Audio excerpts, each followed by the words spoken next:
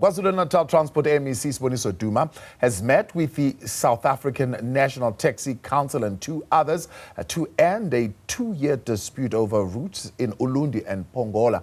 Members of the Ulundi Mahlabathini Association protested 2 weeks ago by blocking a road in Maiwane. Duma joins us now to give us a little bit more detail on this historic arrangement. Mtombeni, good to have you, and thank you very much for your time.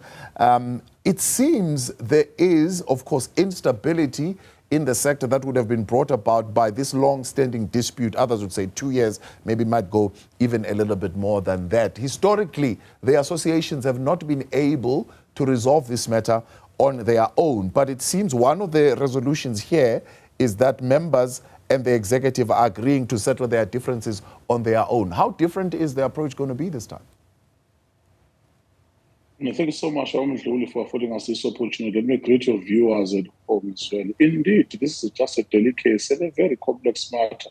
I wouldn't want us just to take it light, because what I did the first day when I met the top management on the issue of us dealing with stakeholders, I said that we must go deeper and delve in all the angles. With the taxi industry, I'm sure you're aware right now that almost on a daily basis, 70% commute using taxis. So it means that we rely upon their strengths and they deal with this awkward clientele that must be protected. So what we did, because the matter was already in court, we said that what is going to be holistic is that let us juxtapose who is going to benefit and who is going to lose at the end of the day. If they're both fighting, none of them are getting profit. None of them are going to be able to afford their taxes. So they've agreed slowly that, yes, they want to comprehend and complement the task that has been done by the department. So I'm sure at the end of the day, they do want to assist the department. They do want to feed their families. They do want to satisfy the needs of the commuters. And we're glad and delighted that when we started the process, they were willing to engage. And from now on, they say that, yes, they are going to adhere to all the rules and the verdict of the court at the same time. So big issue. Firstly, let's talk about the operations that need to take place at approved taxi facilities or ranking facilities, if you like. What is the undertaking? The undertaking is that from now onwards, according to when they adhere to the rules, is that everyone with the permits will be able to take the people Durban to Joburg or Joburg to Durban. So they've agreed in that principle, which is something that in the past was not agreed upon. And they've also agreed that from now onwards, they will be adhering as well to one thing, that whoever have a permit in terms of the association, in terms of the municipality, they are going to follow all those issues as per the association, which was also critical, because these two associations in the issue of roving principle was also key, because that's where the point of contention was at that level. So we're glad that they've agreed that they are going to do that. Amongst other fundamental pillars that what we just have to enhance is the issue of getting the permits in the province of KwaZulu-Natal, because it has been misconstrued as if it's blocked or as if it's closed. But the reality is that we rely upon the study that has been conducted. You go to Lund, you go to Pongola, every time we get a space, we do the study whether is it possible that we must issue more permits, and it's already, the market is already saturated. So they always clear that don't issue more permits as if it's going to destroy what they already have. But in the same breath, the association must also not take the fees on those, the new entrants. When you say that they must not issue permits, the same exercise must be applicable to them, that they must not allow any new player in the process. At this point in time, we're still going to play an oversight role. We're going to get them ensuring that they work closer, we monitor them closer on a regular basis, up until such time that we know that they're working together and they're going to concisely work on the closer range. So it seems to have been a case in some instance where pressure was being put on your neck not to act in a manner that, of course, the laws allows you to work for operators who are operating with licenses that are lapsed. So they're saying, no, you're being heavy-handed in terms of how you would have been dealing with those particular operators. How did you resolve that matter?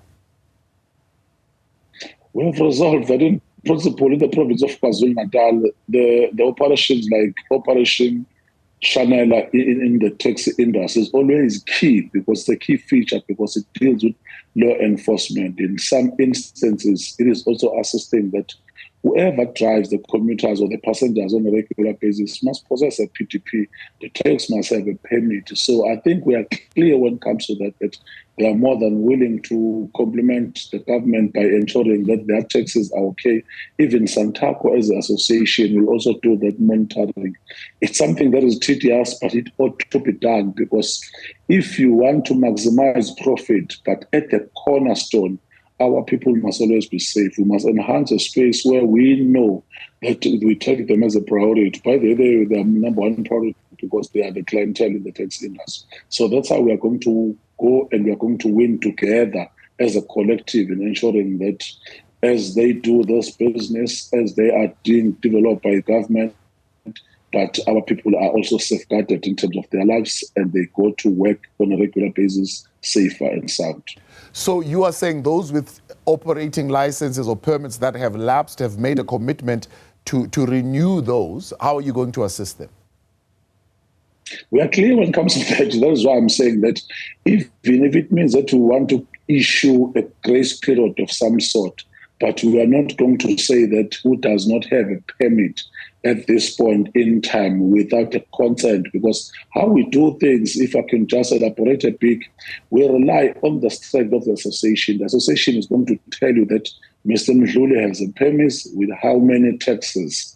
The municipality will also say that in terms of their permits, this is who qualifies, who does not qualify. That at the end is at the Department of Transport. So we are saying that when we are still dealing with some of those issues, yes, we are just going to relax a bit, but at some point in time, we are going to implement almost all the things to the T. And we have agreed upon those rules, that everyone is going to implement those rules, and they are going to follow in the process. Tombe, I'm going to push you because I want some explicit undertaking from you there. The issue, for example, that Nzuza would have raised is that you are impounding our taxis over permits. And don't impound because you are having delays yourself in the department in issuing the permit. So are you saying you are not going to be impounding taxis now? When you don't have the permit, when the taxi is not roadworthy, and when the driver does not have the PTP, we are going to take those taxis. That's the reality. It's simple, straightforward like that. But when it comes to the issue of others, as I was just saying, that if you have passed certain stages and you could prove that it is the departments that have not given you the permit, then we are not going to compromise our outlook by pounding the taxes. So we always follow the law. That is why I'm clinical, because as you might know, that the province of KwaZulu-Natal, if I could just say that as an MEC, that no, we are going to stop the process of the law enforcement. If KwaZulu-Natal is not going to work, other associations say that, okay, you are letting this, so we are not going to do that. We have item by item as we are cleaning the system. And we must be clinical in the approach that the permits department in the Department of Transport is always open. And our processes are well known. Santaco knows almost all the sex association. And if I can just elaborate a bit, you'll find that historical, when you open the window, you'll find that Mdluli will say that he wants a permit because he used to have a permit, but you'll find that that permit, when you want the details, when you go for verification, it will be a tractor, it will be a motorbike and all those things. So we can't compromise when it comes to that. We are clear already who qualifies, who doesn't qualify at this point in time. Now, the second aspect then of it is the long distance question. What were the undertakings there? Members who are on these long distance routes have been finding difficulty in operating. How have they resolved to work now?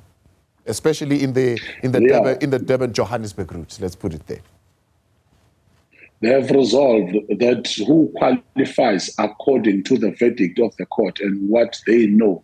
Like, for instance, you'll find that if you go to deeper details of this thing, that you'll find that Mdluli becomes a pool in the process, and Uduma must also operate, but Uduma will be blocked. So they've agreed that no one is going to be blocked. Who has a permit, who must be on the road, who must be commuting people, is going to be afforded in that opportunity. So that's what is agreed upon, and almost all of them in black and white have agreed upon that process. So there is no gray matter when it comes to that. Yeah. So how is the enforcement going to be done? I mean, each member only bringing one vehicle to operate a long-distance route. How is that? Who's going to be monitoring that process? As you put it, nobody bullies another and puts more than one when everybody else is allowed only one. How this process is usually done on a regular basis, that as I've already highlighted, that you will find that in the province of KwaZulu-Natal, SANTACO already does the role of an oversight. And DOT, in terms of our departments, you also play that pivotal role. So at the level of the taxi, there are institutionalized arrangements. Like, for instance, there will be a rent manager on a day-to-day basis will be issuing a ticket. That this is your ticket, then you must load and all those. And so the process is a little bit thorough when it comes to who's going to monitor. Yes, the Department of Transport come at the end, at most understanding in terms of the administrative processes. So they know who qualifies, they know who must load, they know who must follow, and all those processes are aligned and they are inclined of what ought to be done. They've agreed upon those processes. So the bully tactics, I don't think it's going to be applicable in this process. So the alignment then, because of course you are at province, municipalities would be the ones at some level, especially with the local routes that would need to do the enforcement. How are you bringing that alignment? All stakeholders are given a chance. Like, for instance, as you are saying, that if you deal with the taxi association, the municipality is always taken into, because we have three spheres of government. Even at the national glance, already the minister, fortunately we have a lehotla over the next 3 days. The minister is always taken into task that there is this verdict. As I was dealing with Uku Taxi Association last week in terms of their processes, you always communicate so the municipality will know. And the municipality has its bylaws and all those things. So we are always talking to each other so that whenever we have reached the consensus, it will be communicated and everyone will have a proper communique so that everyone, after the outlining impact and the verdict from the court, will comply properly and we monitor those processes. Yeah. The tax agreements is always suspect in terms of whether the agreements will stick. Now, I know you're saying your conflict management task team continues to work and maintaining that degree and level of hard work. What is going to make this one stick in your view? I think usually when it has taken this long, they do, in some instances, obey the rules of the game. It's true that we cannot just going to roll the process that those who are bullies, those who want to monopolize the process are not going to do. But in most cases, because you know this thing cut across, I'm familiar now what is happening at Newcastle, familiar with what is happening in Durban Station. So when they have agreed, usually they do obey those processes, and we are here for that. That's why we've got a department or a unit that deals with conflict in the departments so that you are always monitoring the process. I'm sure after this process, they know because they also suffer. I don't think that when there is a conflict, they are benefiting in the process. Others are being deprived. Almost all of them will struggle at the end of the month to do their premium. So whenever they reach the consensus, it becomes easier because it's always cumbersome that even if it means that yes, you have bullied or you can take others out of the route, but you are always mindful that security-wise, anything could happen. So you're not doing that freely. But when they've reached the consensus, everyone is able to operate smoothly, and there is that understanding that they are even going to defend each other in the course of their processes when they do take our passengers. MEC, let's appreciate your time. Thank you very much for coming on. MEC for Transport and Human Settlements in KwaZulu-Natal.